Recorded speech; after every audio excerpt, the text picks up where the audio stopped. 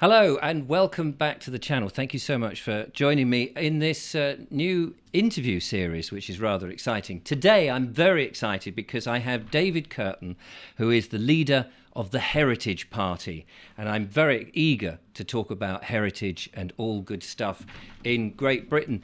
David, welcome to the show. Thanks for having me on. Really good to join you. I'm really excited. I've been looking at your manifesto. I'll leave the link in the description. I hope people will go and have a look at it.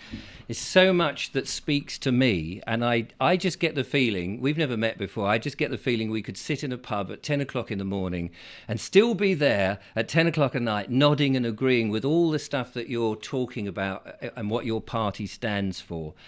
So I've really sort of set myself up for people now know what I'm talking about. But you're talking about freedom, family, a nation, protecting our culture and heritage, liberty and free speech, traditional family values, national sovereignty, self-sufficiency in energy, low immigration. It's such a great list here. Preserving our environment, the physical environment and the beauty, self-sufficient food, which I'm very passionate about.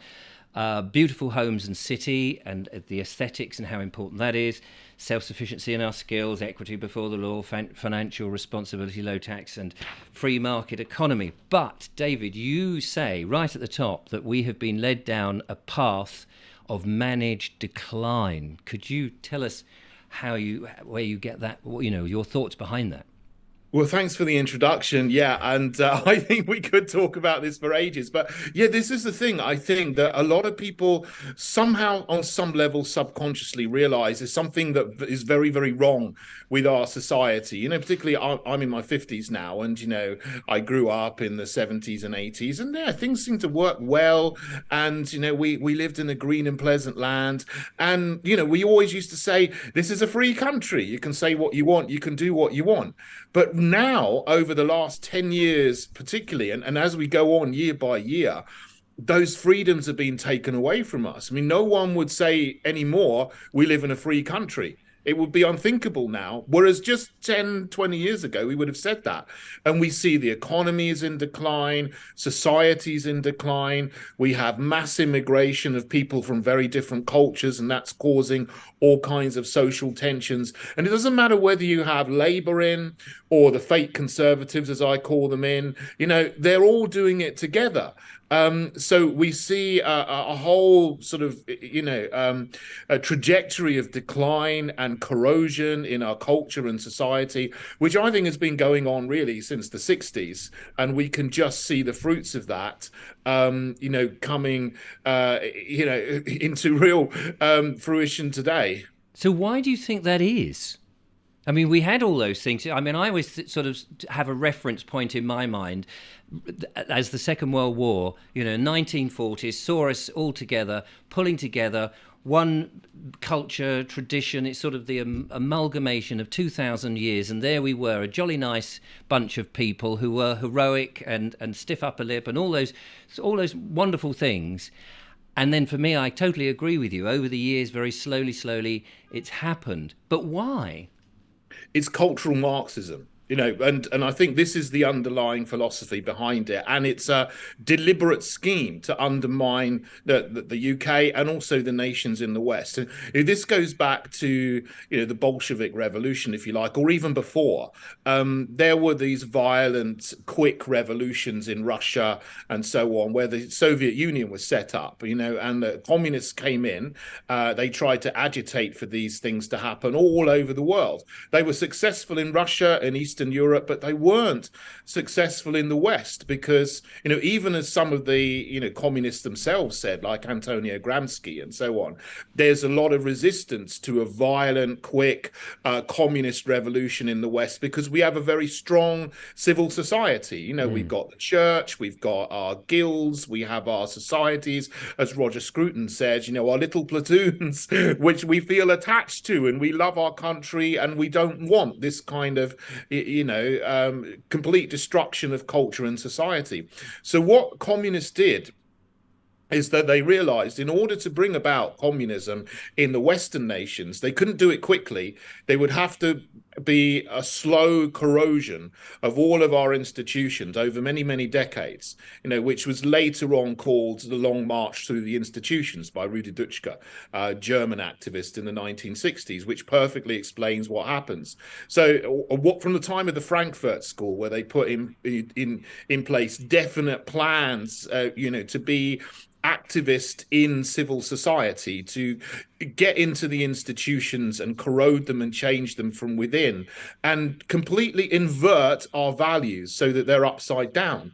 I mean, I'm a Christian. I say, this country is good, or was good, and it works because of our Christian values. Well, you Yes. can accept that or not, but everyone would accept that. The morality that comes from that is very good. Now Yes. that's been inverted because of deliberate action in, first of all, in the educational establishments, and then in the media, then in the political parties have been targeted, then businesses. Even today, the established churches are now up for being targeted, so that what they used to teach is completely inverted from what is normal Christianity. And so that is what is causing this long decline. And all of the parties in Westminster are fully signed up to this, this cultural Marxism. And also then on top of that, you've now got Agenda 2030, which we can talk about. That's another aspect to it as well. So I mean, okay, so they're doing this, but what's the advantage? What's the advantage of doing this to them? Certainly doesn't seem to be any advantage to the general public that this is happening. Well, there is no advantage to the general public or No, that's what I'm saying. working Just in case anyone was watching, thinking, "Well, this sounds all right," what do they get out of it? Is it just about sheer control? Yeah, I think a lot of it is because when you have a revolution, like you did in the Soviet Union or Russia, or whatever, you had the intellectual class essentially. Who took power off the aristocracy, but they used the working class to do it. They inculcated class consciousness in the working class, and then made them really angry about, they were exploited and so on. And then they rose up and overthrew the aristocracy. But then the people who took power were the Bolshevik leaders, Right. and they collectivized all the wealth, but the working people didn't get any of it. So with cultural Marxism, what you have today manifest is identity politics. Yes. We used to call that political correctness. We call it wokery. I mean, it really is identity politics or cultural Marxism, where the same kind of philosophy is being inculcated in different groups. So now, not the working people, but you have these new oppressive victim narratives, like black people are oppressed by white people because of white privilege, or Yes. women are oppressed by men because of the patriarchy, or LGBTs are oppressed by everybody because society is homophobic and transphobic, which are these new words that have been invented in order to curtail free speech and to bring in new kind of laws like that overturn traditional marriage, for example, and these kind of things. So these new narratives have been created, and then people feel that, oh, society is oppressive, so we've got to do something to change it. It causes all kinds of division between different people that shouldn't be there. For example, men and women should get along and work harmoniously, but they've been put at loggerheads with each other because of radical feminism, which is just one of the narratives. And who benefits? Well, the people who will collectivize the wealth, if you like, and then control it and benefit from it. But also the big global corporations seem to be part of that as well, because while everybody is at loggerheads with each other and fighting each other about all of these fabricated oppressive victim narratives, they're scuttling away behind the scenes to gather all of the capital to themselves and take over all the businesses, all the shares, all the properties, and so on, so they can the global elite that you see Yes. in the So World Economic Forum, who are essentially communists. They are taking and gathering all the wealth for themselves and impoverishing everybody else. So here's you and I, similar sort of age, chatting away about this, and I completely agree. And you think, why do we even take any notice of all these things? Because we're of a certain age, we've got a foot, as it were, back in the old ways that, as you said at the beginning, being brought up in the 70s, things sort of worked. So it's not so much us it's the next generation, the younger generation, who are being brought up and taught this in the schools and see this in the television, being given it over in the mainstream media, on social media, and that pressure. They're the ones who are the main target. Is that right? Yeah, absolutely. I mean, I consider myself to be so blessed because, I was young in the 90s Yeah. and the Berlin Wall had fallen down, Eastern communism had fallen, and it was before 9/11 where they used that as a kind of, a trigger to bring in all of these new oppressive rules and to begin it, with the Patriot Act in the USA and curtailments on free speech and stoking up wars and so on, endless wars in the West with other countries. But yeah, look, it's partly for us, now because I can see that what we had before is being lost. And I Yes. love this country. I think that our forefathers have built something wonderful and beautiful and amazing, and I can see it being destroyed.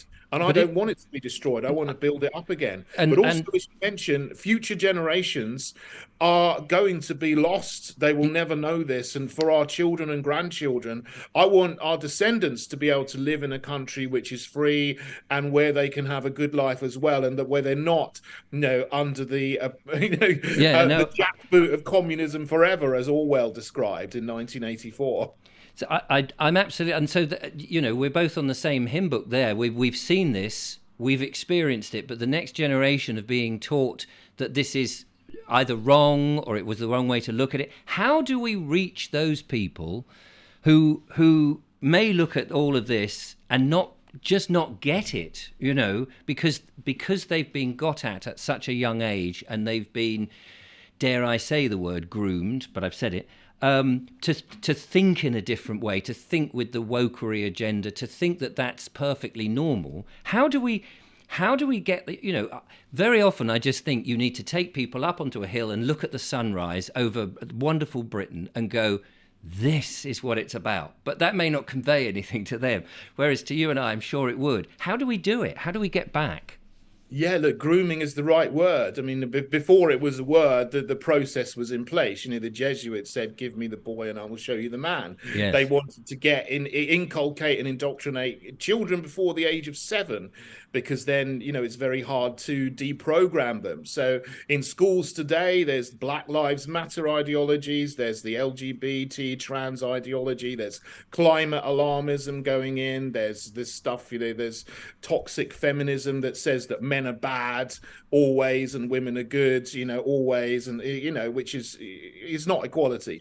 No. All these things are being taught to children. So there's various ways in which we can solve that. One is homeschooling, and parents that take their kids out of the state schools and homeschool their kids, they find that their children are way more balanced and wholesome psychologically, and they see their peers in the state school and they're like, well, they're shocked at how depressed and anxious they are because they're being bombarded with all these things to make them afraid and to make them divided from each other.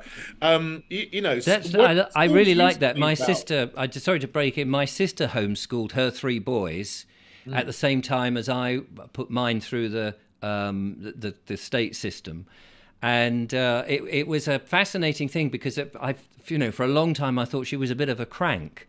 But as more and more people are sort of thinking about this, and you realise what's been going on more recently, as you said, it is very appealing to think that if you've got the time and the mindset, it's quite a challenge, though, I would think, homeschooling.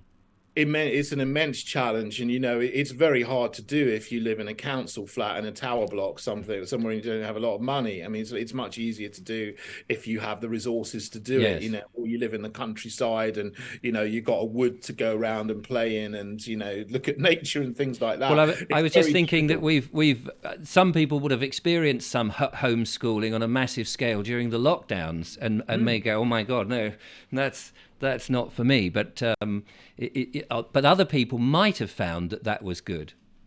Yeah, I think a lot of people did. A lot of people did enjoy it, and a lot of children enjoyed the experience. Obviously, with something new, and it's forced on you. It's not through Yes, choice for a lot of people in yes, the lockdown. A lot of kids, they were still in touch with the schools that they go to, and then they were just basically looking at the internet all day. I mean, mm. that's a very poor example of homeschooling. I mean, if you want to do it well, you get kids together in groups, and then you do things physically with your hands and with books and with and walks and Yes, and yeah, tools and things yeah. And like if you're this. locked down, you can't do it. I get Not that. just sitting on the internet 8 hours a day. Yeah, Um, absolutely.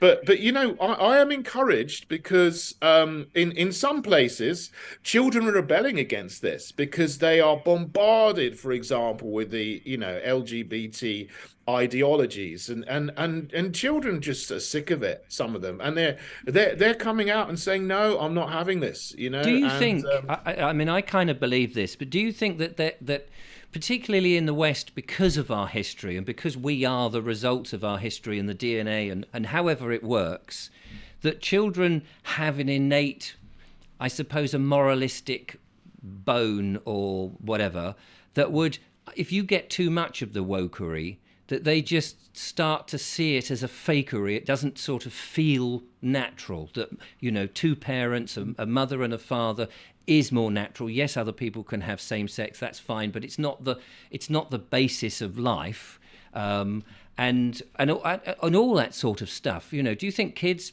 young kids, before they are groomed, have that, and that perhaps the people doing the wokery and all of this is just they're doing it too much, so that there may be a hope that people will turn against it.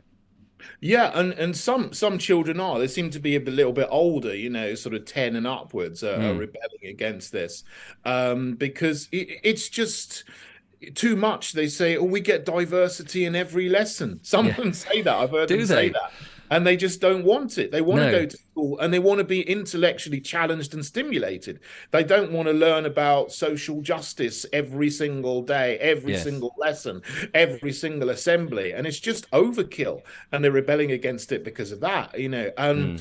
But then, what they're doing is absolutely wicked because these people are going in actually to 4-year-olds and they are not teaching them proper science, and they're teaching them, you're not a boy, you're not a girl, when they're not old enough and they don't have the capacity in their prefrontal cortex to be able to criticize and Mm. rationalize that. And that's absolutely wicked to be teaching all these sexualized things, whether it's homosexual, transsexual, or even heterosexual, about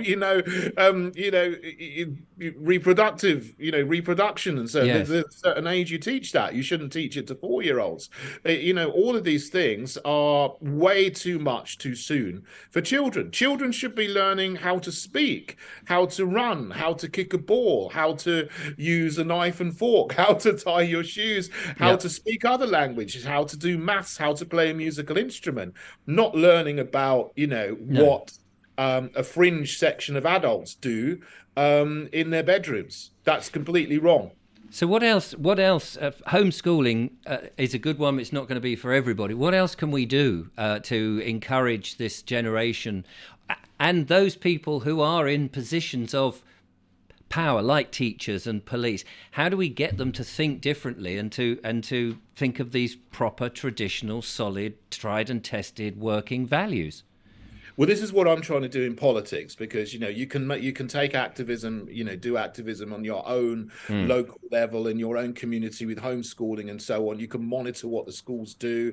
Parents have a right to see the lesson plans for these superfluous subjects like relationships, education. So parents need to monitor the schools, and they can do that as well. But what I want to do is build.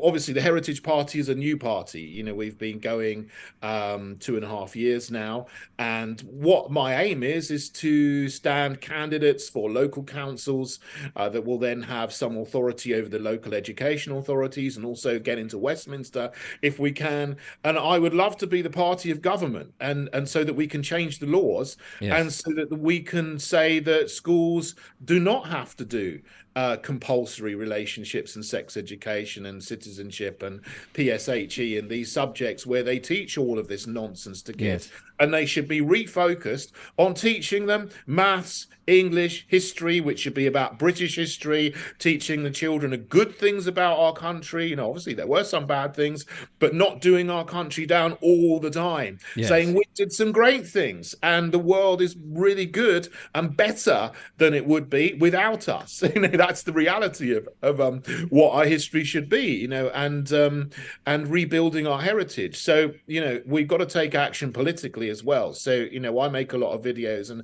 I just encourage people to join us and stand for us, stand as a candidate. And if you are, you know, horrified at what's happening in the country, there is a way to change it. You know, I first got into politics.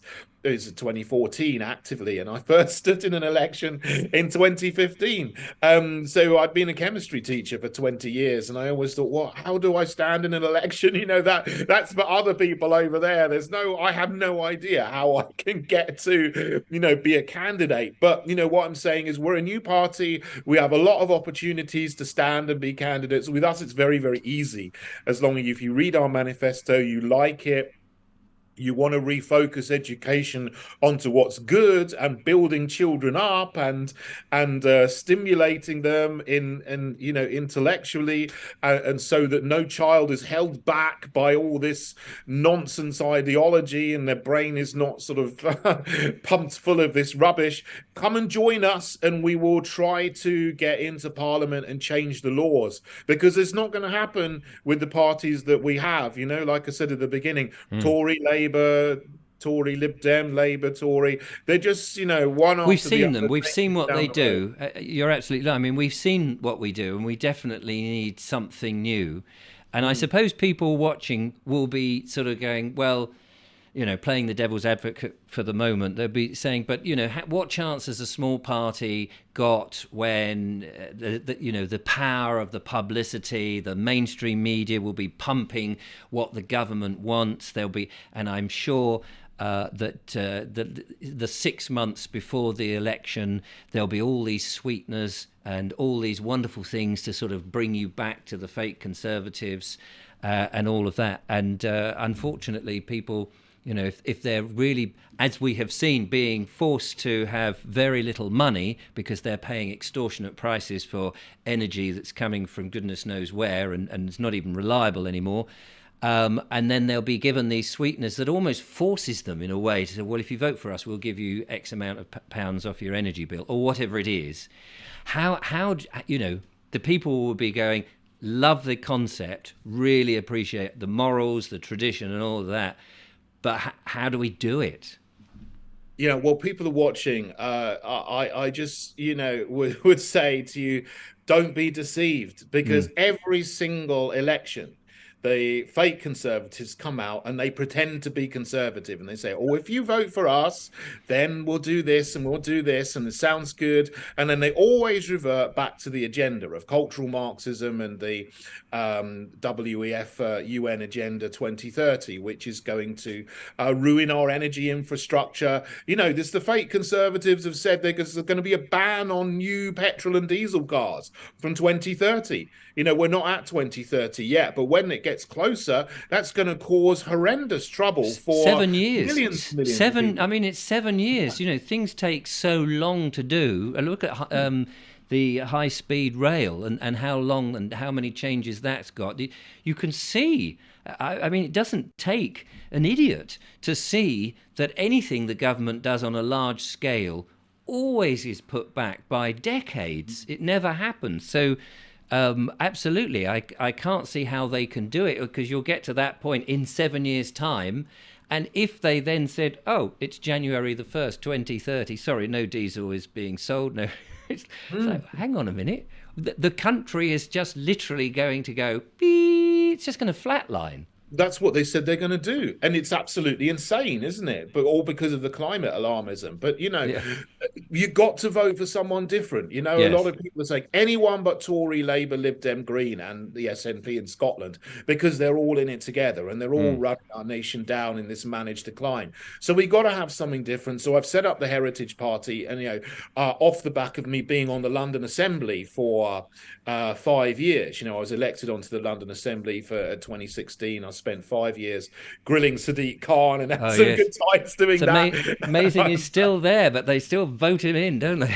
Yeah, and unfortunately, I didn't get back on the London Assembly in 2021 in the elections. But there, I started the Heritage Party because I thought I just need to carry on and do something, because we can come back and make a challenge, and Yes. this is what the country needs. So I wrote the manifesto, and just thinking in terms of what are the positive principles that our forefathers have built up that we should try to get back to, and they're the things that you read out as the headlines at the beginning: self-sufficiency and skills, protecting our culture and heritage, traditional family values, a culture of life, low taxation, free market economy, all those kind of things. We've got 18 different sections in our manifesto, which you can have a look at with a lot The of thing is, it's detail. so hard to disagree with any of those things.